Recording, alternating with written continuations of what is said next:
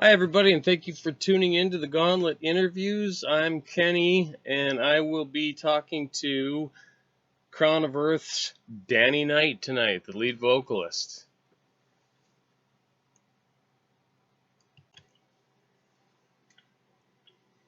Okay, everybody, we have Danny Knight from Crown of Earth on the phone with us tonight. Danny, how you doing? Doing great, man. Thank you. Cool. Help me out here. Where are you calling from tonight? Just outside of Philadelphia. And the whole band's from Philadelphia, right? Yes, yes. As a matter of fact, I have Marky Z on the other line, and he's joining us. Oh, okay, cool. So we're gonna have two of you guys? Yeah, he's a bass player for Crown of Earth. Cool. Right, how are you doing, Kenny? Nice to meet you. Well, yeah, what was your name? I'm sorry, I didn't catch your name. Marky Z. Nice to meet you, Kenny. Nice to meet you, too. Okay, so Marky Z and Danny Knight, can you guys tell? I got a promo photo of you guys. I'm the ugly one. That narrows it down.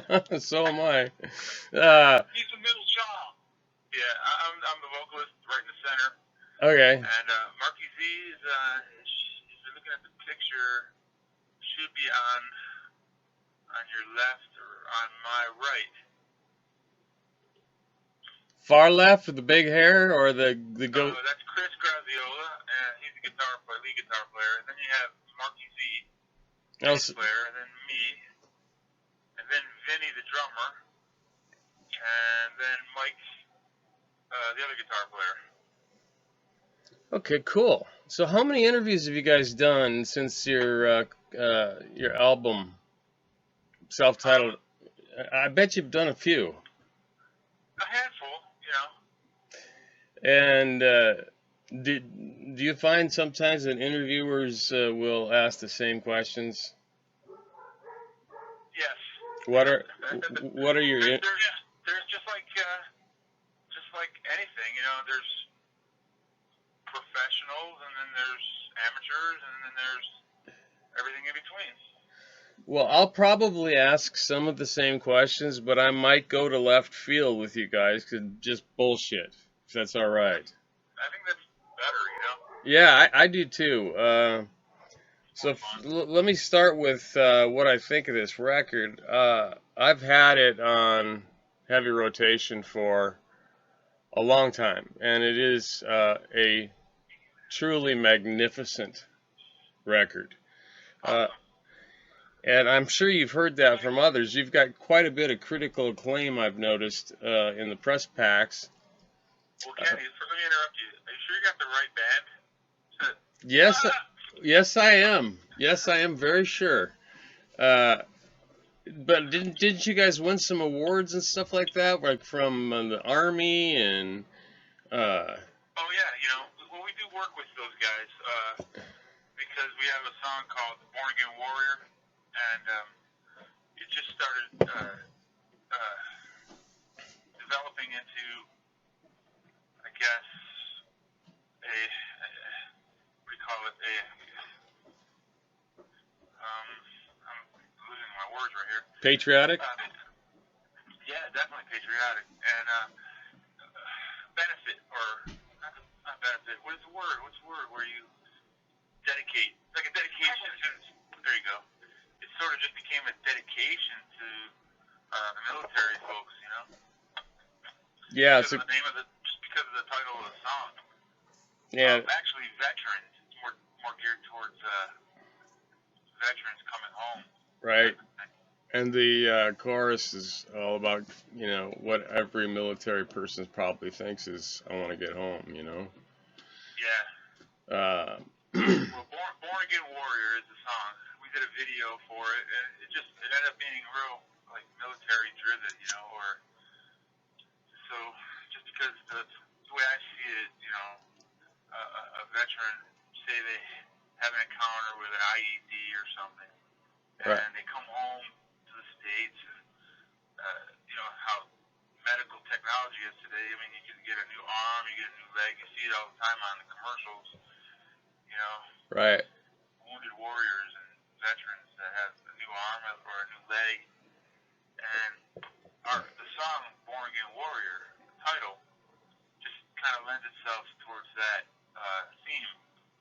So the way I see it, they're born again warriors coming home, you know, become new, like I don't know, $6 million man Sure. or something, or $6 million woman, you know, these days. Yeah, no kidding. So, there's some things I wanted to just call out real quick, like the vocal diversity. I'm sure you've been cited for that before. Well, other diversity, but yeah. Well, No, well I mean, vocal diversity as far as the songs and the styles, or just the vocal ability. I'm not sure. I'm not like in the Hellraiser, Frank. It goes, you've got these crescendos where you will do a banshee howl all the way up. And I'm a sucker for those. They make the hair on the back of my neck stand up, and so then but you're not limited to that, like a King Diamond or something, where you gotta. That's good. I'm glad you recognize that because, man, over the years, I remember when I was younger, I used to just do them all the time, just kind of overdo it, and I realized that's too much. Just throw them in there tastefully here and there, Right. Rather than just keep doing it and overkilling it, Yeah, so I'm glad you recognize that, man. That's cool. They're perfectly right in the right place, and the first time I heard it, I went, "Wow, that's fantastic." So I like that kind of thing, and I'm maybe a little. I also thought about, it's actually kind of, what I noticed about, like, say, Bruce Dickinson in his early days, and nowadays you can't really do that same type of scream. No. That I grew up listening to. It's just kind of gone, When you get older, you get, it's just that's what just happens. Your voice, it's not like a guitar where you can change the strings and you're good as new again. Well, your voice is different, and it changes over the years. And Bruce, Bruce Dickinson, man, is one of my all-time favorites. And I don't want to admit that because I don't want people thinking that, oh, he's ripping them off, But so I always say it's hard to be original. It's very hard to be original. And I don't know if I'm original, but I try to not show my influences. Sure. You know what I mean? Yeah. And you did. It's very. Original. It's a singular record. Some of the chorus lines and some of the things that just sort of catch. It grows on you, and then catch, and you find yourself, singing them when you're driving around and you don't have a media with you or whatever. They catch. Good. It's a hook. It's a good hook. That's what you want. Yes, and just like there's also, I don't know if it's Pile Driver or Cinerus but there's you almost go to a borderline punky sound in one of the songs. You know what I'm talking? Punky, probably Pile Driver. Yeah, I mean like a Pile Driver, but I can't think of punk. Well, yeah, it's not. It's just a different. Way. That's what you have to listen to it more, like anything. For example, when I remember Queensryche came out with Operation Mindcrime. Sure. For example, that was this album that I bought, and I listened to it like a couple times. I'm like, I don't get it. I don't like it. And then 2 years later, I listened to it again, and I was like, what the hell was I missing? It's excellent.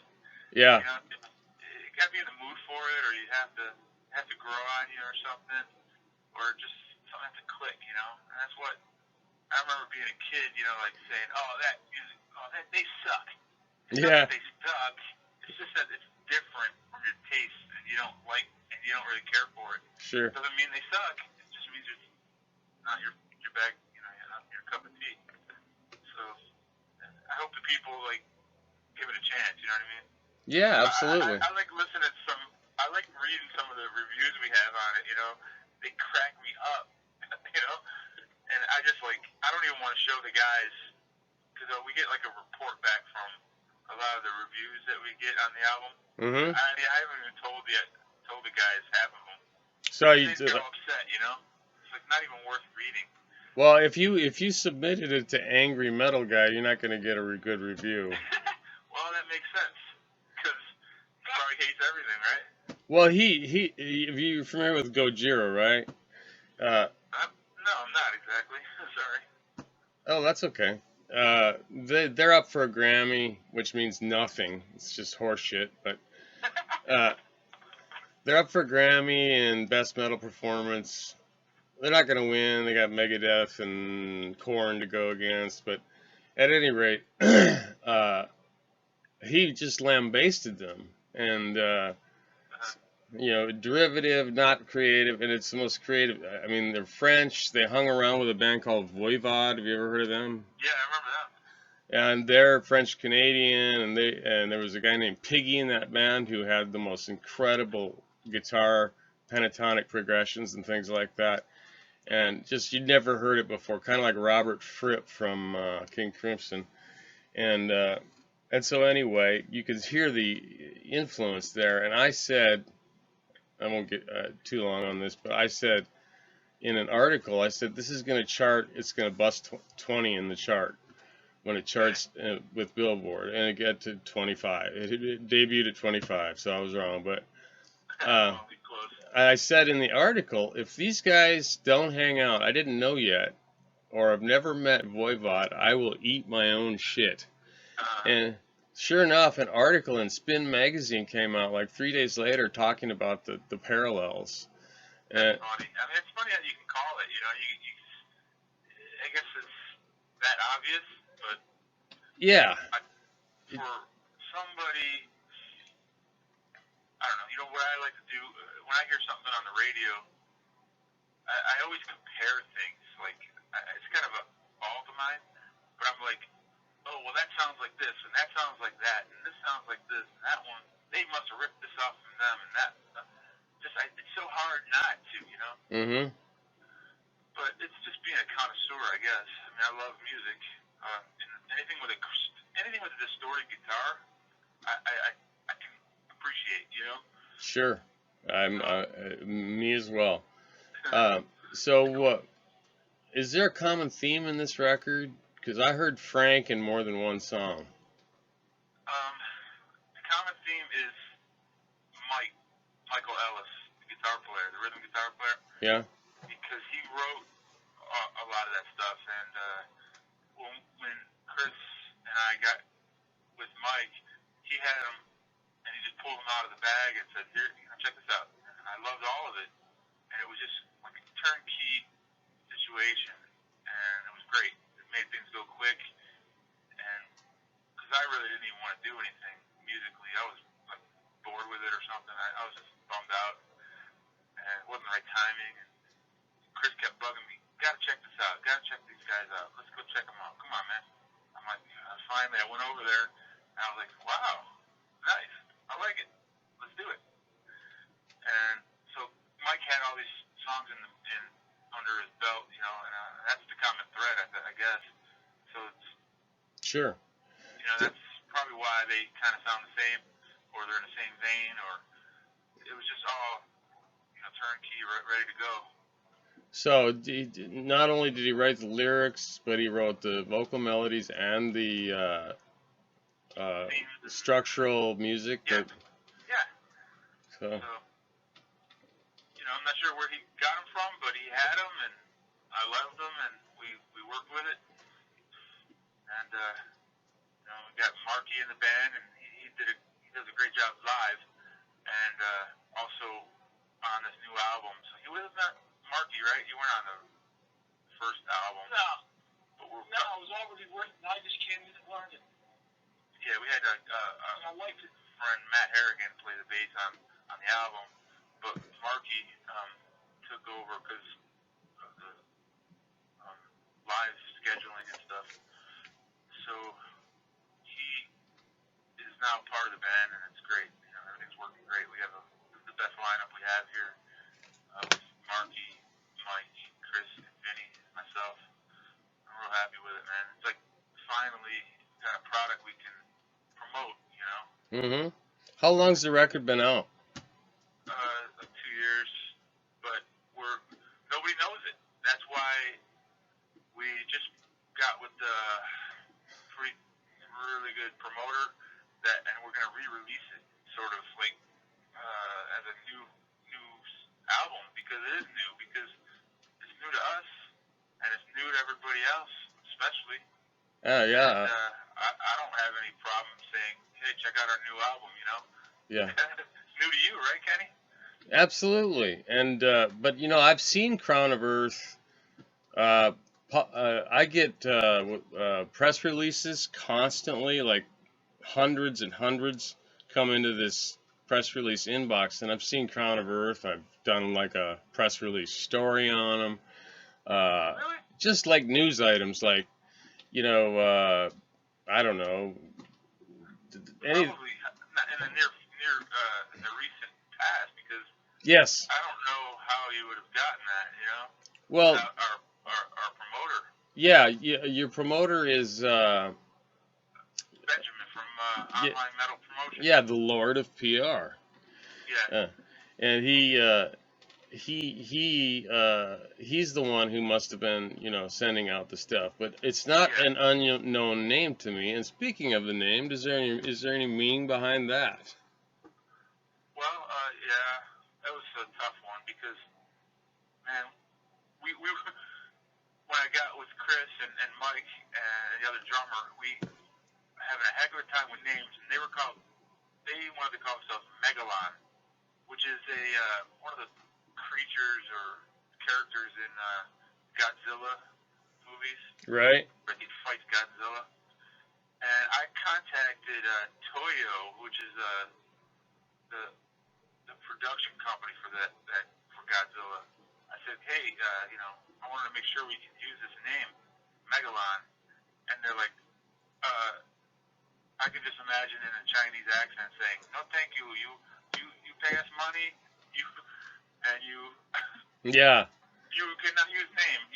Find another name, please. That's trademarked. Yeah, trademarked. So we had to find another name, and so we've been looking and looking and looking. And just every other week, we're brainstorming with lists of names and stuff. I was at the library over here by my house, and I actually went into the kids section, and I found some cool names on titles of books, and brought them back. And then Mike was going through our list, and he said, Crown of Earth sounds good. So, you know, if we couldn't find a .com for it, then kind of passed over it, or it was already taken. And man, it took a long time, but we ended up on Crown of Earth, which is a story, a children's book series. Oh, okay. I don't mind. It's, you know. Yeah, it's We're still allowed to use it because that's a book and we're a band, so yeah. we can use it. Okay. That's where that came from. The library. Reading is fundamental, kids. Yes, it is. And fun and mental. Were you gonna say something there, Marky? No, I mean, Danny's pretty much covered everything. I think it's kind of funny that, you know, we got like this strong heavy metal band and name, and it came from a children's book, so it's kind of interesting, you know, things become history someday. Nobody needs to know that. No one needs to know that. Oh yeah, it's not. Yeah, you'd be surprised at where some of the names come from on these bands. They run the gambit from a mythology that the band wrote within which to write their music, and all the way to it sounded cool and they put a bunch of names in a hat. So. Oh yeah, well, that's funny because I remember seeing like on Facebook or some kind of meme or whatever they're called, like this bundle of sticks on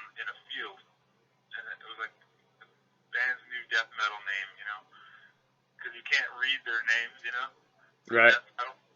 Yeah, because that's one of my pet peeves, but I haven't published the article. Are you talking about where they replace a U with a V and there's all consonants? No, just not being legible. Oh, the logo. Yeah, yeah, Oh yeah, they're impossible to read. Impossible. If you know the band's name, you can try and find the letters in the logo, but yeah. I guess that's the fun part, yeah, the puzzle. yeah, it's like a puzzle. But I Uh, think branding, uh, like Coca-Cola, I don't think they would want their name hard to read. You know what I mean? no, absolutely not.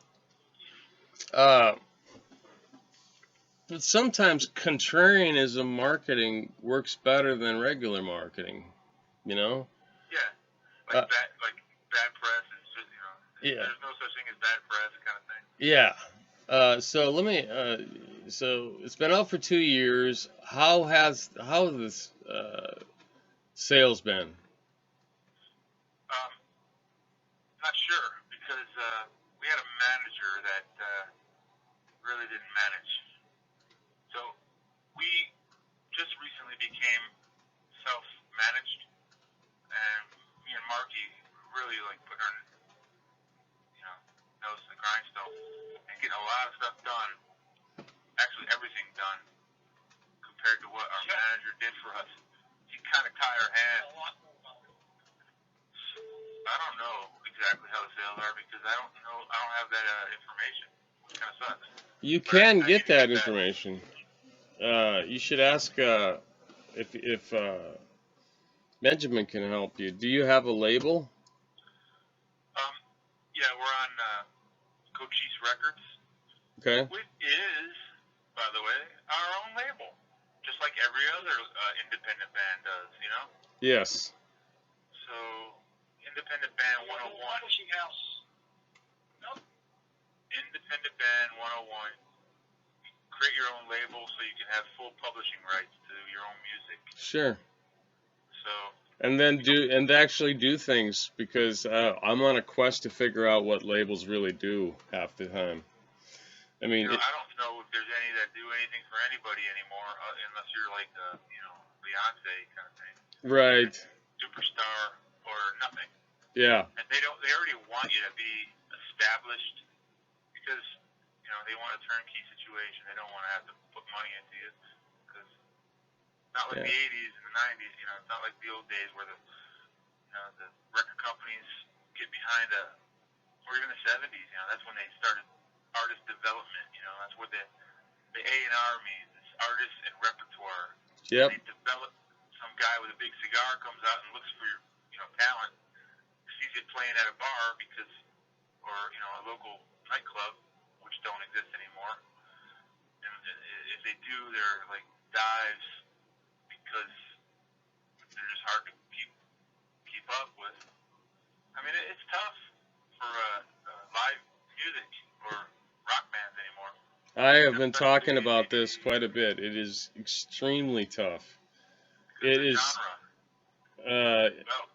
But there are a million death metal bands, a million black metal bands. Then there's all the subgenres and mixes and blah blah blah. It's nice to have something that stands out a little bit, or a lot, and I think that there's a retrograde movement that's coming your way. But you know what? We need a retrograde movement in the way musicians are compensated. They're making the music, and I mean they're driving. You used to have a school bus, right? Now you got a minivan. You take a shower with wet wipes and baby powder. It's just disgusting. Every time a band comes to town that I'm covering, I invite them all over to my house to crash and shower. Yeah. Isn't that funny? It is funny, and it's poverty wage. I mean, they're most talented people, and they're competing with some freak that knows how to run a laptop. Just one guy that does a whole band. Yeah, and I did an article about the value gap in music, and it takes 125 plays of an entire album to equal the CD or record in value in money. Oh wow. If you're streaming Yeah, it. especially with what's her face? What's that company? Starts with a F. Spotify? I didn't want to say it, but yeah, I see They're losing. some of the top name bands. They make fun of that, like, oh, I got 7 cents last month or something like that. Point Yeah. or .0007 or whatever it was. Yeah. From their plays, they're getting ripped off basically. Yeah, and ironically they're losing money. Spotify is? Yeah, like just droves of it. There's gonna have to be a day of reckoning for them pretty soon because, and actually some of the other streaming services are losing money too. So. You know what the problem is? The internet is just too expansive or too huge to manage. There's just so many options, and that's why there's so many different avenues, and it's just so spread out. It's too thin. Nobody has any direction. You can do anything you want off the internet for free. So why pay for it, kind of thing. Right. And I don't blame people, But I still buy CDs. I insist on or records. I have to have something to hold. There's the experience and the ritual and the smell, everything. I love it all. So it's kind of old fashioned. Like a little package. It's nice. Yeah. Like the old days where the 12-inch vinyl records. You get the liner notes on the inside of it. And get this physical thing you can hold. I don't know, frame it, put it on your wall, whatever. It's cool. It's an artifact, and it actually has residual value, whereas a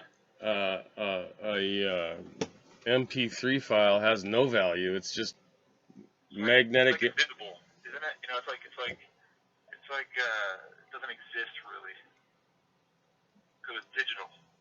That's right. It doesn't exist, especially if your hard drive crashes. It doesn't exist. That's right. Okay, so well, let me shift over to Marky Mark. I was gonna say Marky Mark. I'm sorry, Marky. First time. I want to ask you a question. Who's your most admired bass player besides yourself? Most admired bass player? Well, I have to go with probably Steve Harris, Iron Maiden. Ah. I just think that he just was he kind of pulled a lot of bases in metal because of the distinct, in heavy metal as Iron Maiden's personification with Eddie and so forth as their brand. Everybody knows Eddie Iron Maiden. It's a genius. Harris was a staple sound in Iron Maiden. Bass always heard every note's distinct. Yep. And it was awesome how he played, even though it was in metal. It just worked. I mean, Rush has done it, many other bands have done it, but something about Steve Harris and the way he executes his bass playing, I just admire. Yeah, me too. And it overshadows the whole sound of the music, really. So, have you ever heard of He wrote most of the material. Yeah, I mean he's the guy. Oh, absolutely. Did you ever hear of a guy named Victor Wootan? I have. Sounds familiar. Yeah, I was gonna ask you which one do you like better, Victor Wootan or Geddy Lee? And there was Mark's limited. The only one besides Steve Harris, the only bass player he likes is himself. So he's limited to worldly bass players. Okay. I'd have to say Geddy Lee on that, to be honest with you, Ken. What's that? Geddy Lee. Yeah. On that last question, because Geddy Lee is not just a bass player. No. He's a musician. He does many things. And to be able to play bass and play the keyboards the way he does simultaneously and pull it off the way he does is very impressive. Don't forget singing. And sing on top of it. Yeah. It is absolutely a Early stuff, man, like Working Man, 2112. Yeah. One of my favorite albums of all time, 2112. Love that album. Oh God, yeah, that's a great record. I burned the Yep. grooves in that baby out. I can't get sick of it. Yeah. I'm gonna play that later for free off the internet. Okay, so do you guys have a philosophy? Yeah. Mine starts out with "Don't eat yellow snow." Okay, that's No, that's a tip. no, that's a Confucius thing, I think. Well, Confucius say, "Don't eat yellow snow." But philosophy, man, it's probably just perseverance. We are diehards at what we do, and we're not going to give up anytime soon. Probably never. And that's what I like about the guys I'm with, because we just do it because we love it, and love it, we just do it. That's all there is to it. No real philosophy. It's passion. Yes. You know, passion's a driving force. At least with me it is. I'm sure with Chris Strasby, it is. I'm sure with Mike. I think it's a sickness, dude. Marky, it's probably a sickness we have, you know, because we don't want to give it up. No, it's serious. There's a lot of bands that are not serious. They're just part-timers that are riding it out and having a good time. I mean, you're serious about this. Just like, Steve Harris, when they interview him, they said they Mark, hold on. Well, we are serious, and Mark's serious. Chris is serious. We all have long hair, right? I think that's a sign of like a musician. You look at us, you know we're not. I don't know. There's people with long hair, and you say, okay, do we give him $1 for the next meal, or there's people that you look at and they say, yeah, those guys must be in a rock band, you know? And that's just the way we look, I think, because I didn't grow my hair down to my ass for nothing, you know?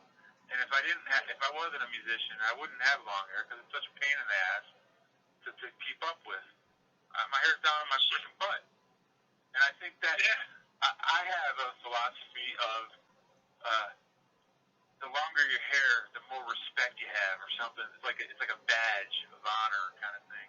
Long hair, rock and roll, kind of shows your dedication. Sure. I put up with a lot of shit because of it. Well, Yeah. I say shit, I'm sorry. You can swear all the fuck you want. Thanks, Kenny. Kenny, I got a philosophy for you. You know, back to that question since we're on that. My philosophy is don't call yourself a musician if you never put the time in your life and have no passion when you're playing. That's a good philosophy. Yeah, absolutely. And I'll tell you something. I have reviewed, interviewed, did news items on lots of shitty bands. There's just a whole bunch of them, you know.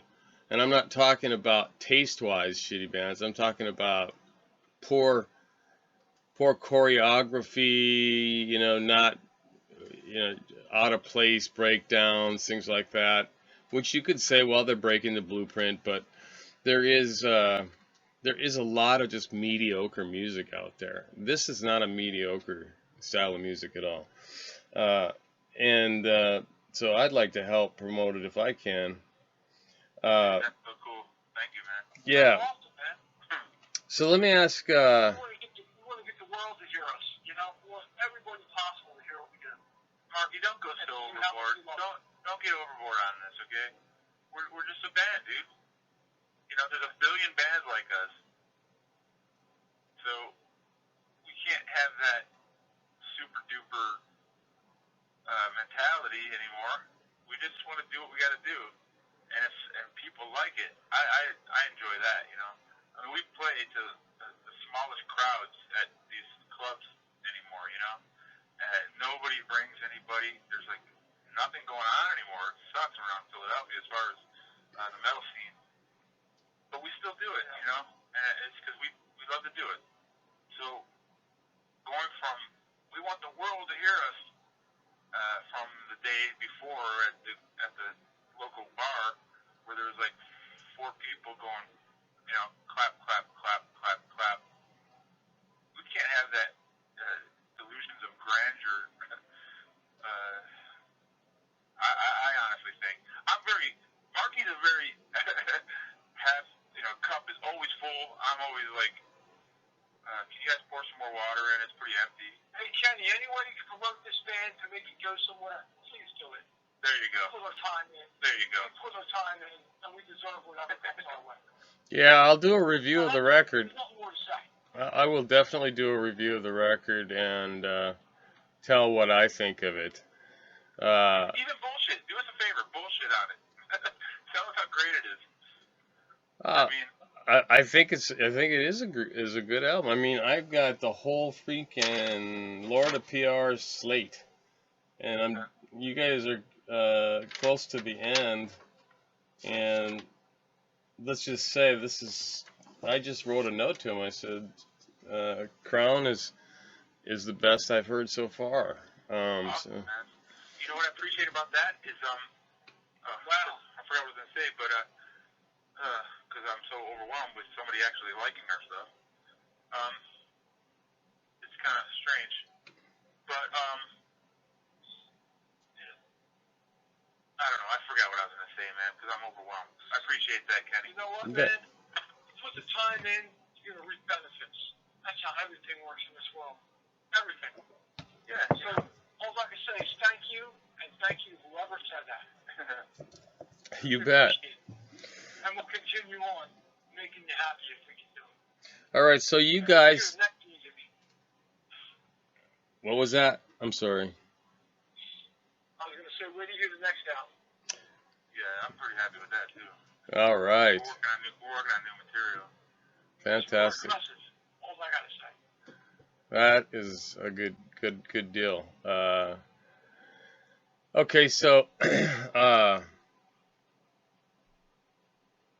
do you guys do one night stands or long tours, short tours?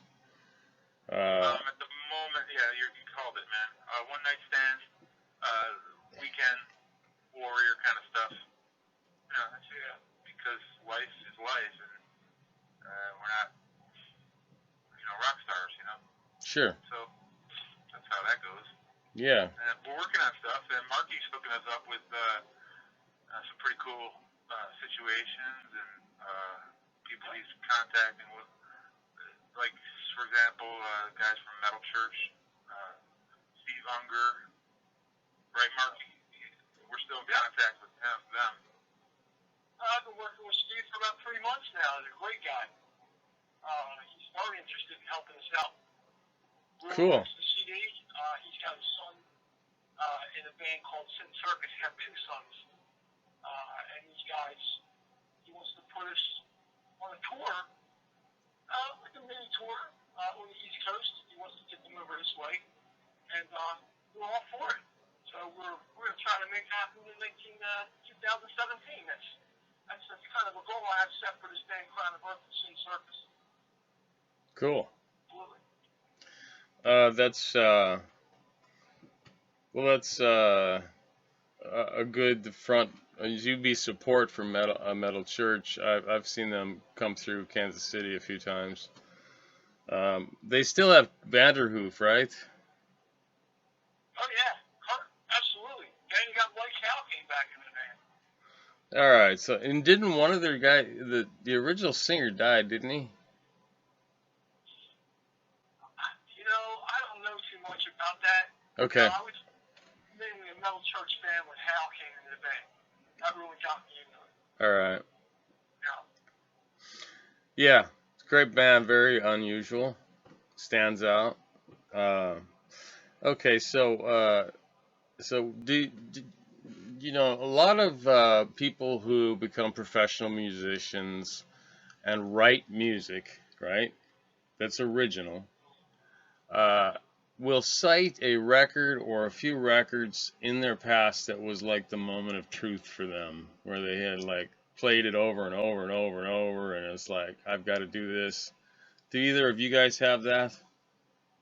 I do. I do for sure. This is Danny. I have, you know,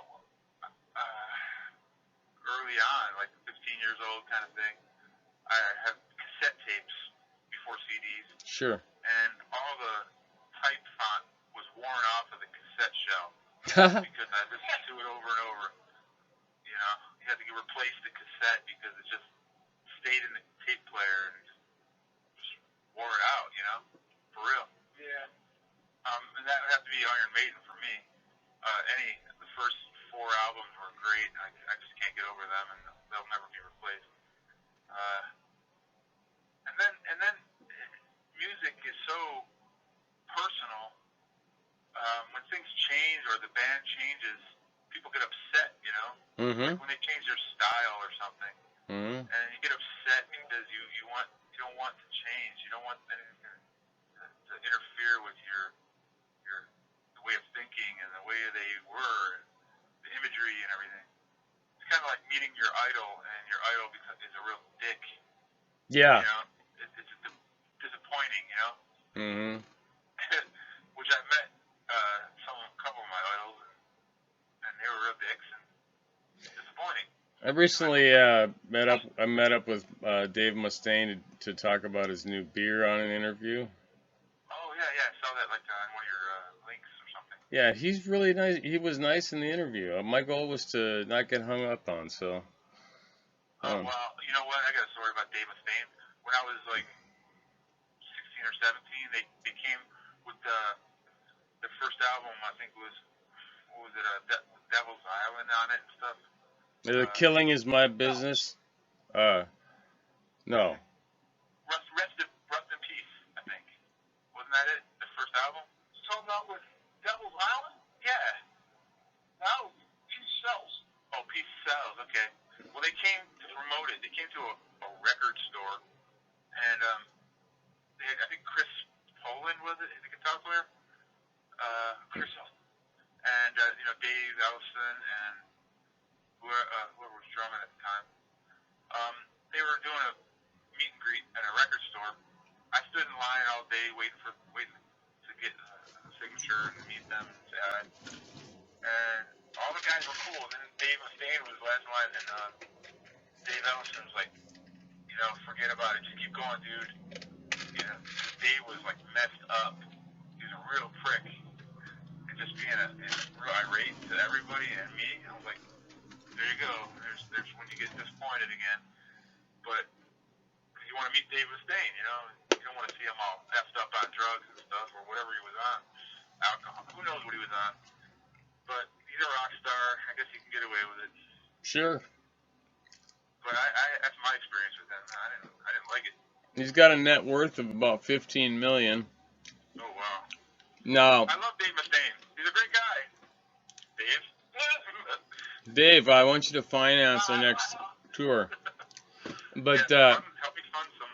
Can we open up for you guys one day? Get this though. You got the metal church, man. James Hetfield is worth $150 million, 10 times. Who is? James Hetfield. Oh well, yeah, of course. That's. Oof. Hey, it's like They made a big comeback. What do you think? on the Hardwired. Yeah. Yeah, I think so. Absolutely. After 20 years, I think that album really kicks ass. Oh shit, yeah. It is good. I have it. I went and bought it.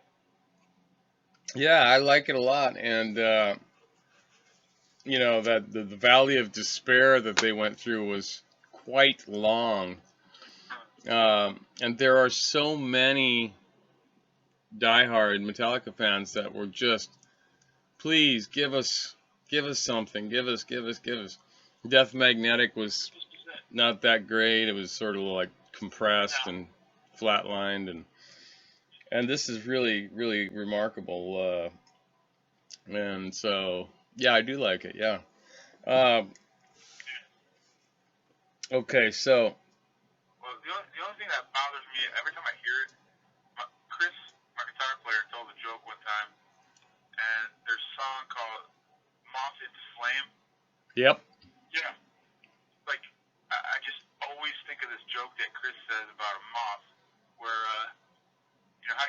moth farts, it flies in a straight line. Yeah. So I'm just thinking, every time I hear that song, I think of that joke. So Well, that's bothers a me. that's a. Why can't I get that out of my head, Kenny? Please help me get that out of my head. We're gonna have to do some heavy duty. Are you familiar? Hypnosis or something. I may take shock therapy. Yeah, punch me in the face. Whatever you got to do. Yeah, sometimes you get these weird associations. It sounds to me like it's about drug addiction. Yeah, yeah. You listen to the lyrics. It's just, they're just, yeah, the moths, it's always attracted to a flame, you know, it's always the same thing they're attracted to. Yeah. Yeah. Whether it's Hollywood, whether it's drugs, whether it's rock and roll, whatever it is. That's what that song basically depicts, I believe, when I listen to it with the lyrics. Yeah, I got the same thing, and it's been a catharsis. It's been a catharsis for me, but I can't get this. I think this association here that Danny's giving me out of my head. You're gonna keep thinking of that every time you hear it now. I will. That weird shit like that happens to me. It's like, God damn it, the farting moth. All right, here. I'm sorry to ruin the coolness of the heavy metal vibe. You know what I mean? No, that's all right. That's what happened. Okay, I'm gonna do. We got like 12 minutes, 11 minutes left. I'm gonna wrap up with what a few left field questions for you. Okay, these are either or questions. I'm afraid. Don't be afraid. Roth or Hager? Are we afraid? Did you hear that? No. Roth or Hager? Roth. Oh, I love David Lee Roth, man. He's so underrated as a vocalist too. I know he's got 4 octaves and full voice. But Mark, don't interrupt. I'm gonna punch you in the nose, okay? Dio or Ozzy? Go ahead, Mark. Dio, man. Dio, for sure. Halford or Dickinson? Don't do this to me. I'm sorry. But I like Dickinson, of course. Okay. All right. Here's one. I don't know. The lead singer of Boston, an old corporate band, Brad Delp, versus Freddie Mercury. Well, dude, don't do this to me. I love both. Both had a sound. Let me branch off of that. My influences stem from singers like that, you know. I love those kind of singers. Yeah, they were. Both those bands are some of the cassette tapes that were worn out that I've had, and they're both great singers, and they both have their different styles that you can learn from. And like Freddie Mercury, I learned how to shake the note. You hold out a note on a vocal line, and you shake it with vibrato, you know, at the end of the note. And Brad, from Boston, just that high range is, and the many layers that he can do on the album. Yeah. And harmonies, I guess. Although Freddie Mercury does the same thing with harmonies, but I think harmony-wise, it's Boston, and just overall, like, I guess vocal dynamics would be Freddie Mercury, because how he goes soft and he goes hard and heavy, and just a lot of dynamics in his vocals. And how I always liken that shake the note at the end kind of thing with Freddie Mercury. So they both all have their great qualities. And I went from classic rock like that to 80s metal, like singers like Jeff Tate and John Barge from Fates Warning. Yeah, I was a freak. I loved them both. Oh yeah, man. then I went to well, I got into Iron Maiden, and then I got into Queensryche stuff, and then just whatever has a great vocalist that's along those lines, you know. Now, the new Queensryche vocalist is like a young Jeff Tate. I mean, he sounds so much like him. Yeah, great. And I've seen Queensryche with Tate as he's aged, and his pipes are going for him, unfortunately. Well, Marky was working for like a radio, online radio station called VRR, Visual Revolution Radio, and he was doing like interviews for them, and we got to interview Jeff Tate's Queensryche when they came to town, and basically they shut down this one club. It was called the Johnson. No, it was called I forgot the name of the club, but they tried bringing it back. One of their last shows they had was Jeff Tate's Queensryche, and they put him out of business because there was nobody there. It was a very limited crowd, and Queensryche charged them a lot of money. So they kind of they're like, forget this anymore. They closed the doors after that. Wow. We had to interview Jeff Tate. I was videotaping, and Marky was interviewing him. Actually, it's on YouTube. It turned out pretty good. And I got to tell Jeff Tate, I said, dude, are you using auto-tune on the live mixing board? He's like, no, man, I don't do any effects like that. And I said, you must have perfect pitch, because he sang on top of his game, man. And then he's whipping out this saxophone.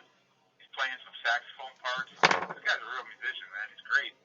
And he had perfect pitch. There was nothing wrong with his singing. He might not have done all the, the warning stuff, but right. He screams and everything. His singing, though, is great. He has, like, perfect pitch, I think. And I told him that. He was, like, kind of confused. He smiled, and he said, thanks, man. Like, nobody's ever said that to me. But, I don't know, they probably always say it. They always say how great he is, I guess. Oh, yeah. So, okay, gentlemen. Yeah, sorry for blabbing too much. No, you're not. That was what makes a good interview. It makes it interesting. What is the most unmetal music you listen to? Most metal? The most unmetal. Like, Christmas music, I guess. Okay, that's a good answer. How about you, Marky? I love Christmas music.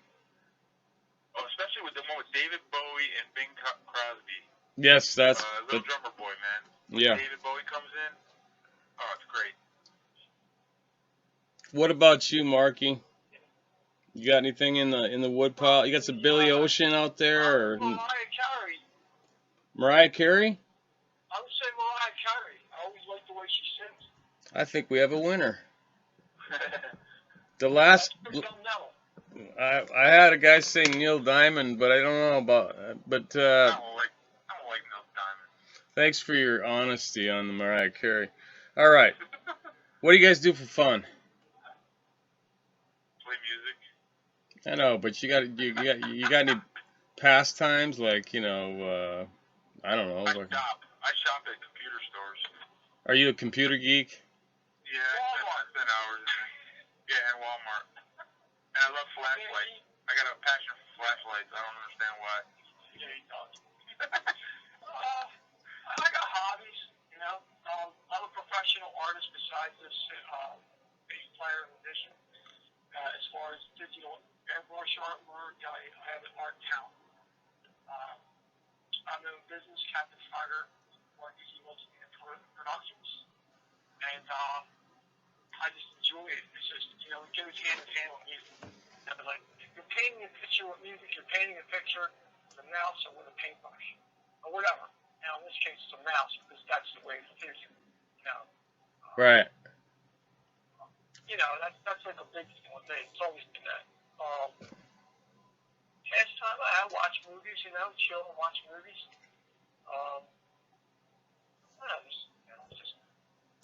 Just cool things. Try to take care of myself, Great. All right, last question. What do you do, Kenny? Well, Besides interviews. I do a lot of reading. Do a lot of I watch a lot of movies. Speaking of movies, Frank the Hellraiser. Well, I can't talk about that, can I, Marky? No. But Well, we have a song called Frank the Hellraiser, and it's based off of the Hellraiser. well, that's your first track, as far as I know. Yes, it's awesome. I love it. That's Mike. Mike doing the talking on there. Based on Hellraiser with the Cenobites and all that shit. Yes. Cool. Yep. All right. I think I heard that in there. All right. Last question. Is it true, Marky, that you've had gender reassignment surgery? Where the heck did that come from? I'm just kidding. I'm just kidding. Last question is, where can the fans where can the fans listening get the music? First off, they can. Yeah, that was a little bit. Sorry about that, Marky. I Oh, love it's it. kind of fade now. Just repeat it, please. I got it, Mark. It's Hi, this is Ken Larson. Can you hold a second, please? Sure. Okay. Ofearth.com. That's the first place. Okay. We actually have a .com. That's why I was so happy about getting that name. And then we have a store page or something, or a merchant page. You can get the CD or T-shirts we have of the album cover, which is painted by Phil War out of Texas. Okay, so that thing that's $18 is a CD, not a vinyl. It's CD. Okay. Actual CD pressing. I gotta go get that for my collection and hoard. All right, guys, listen. I've had really. I could talk for hours, but I just got beeped from my 8 o'clock interview, and that is something I do a lot. You guys are gentlemen and professionals. Got great music. You got the right mindset.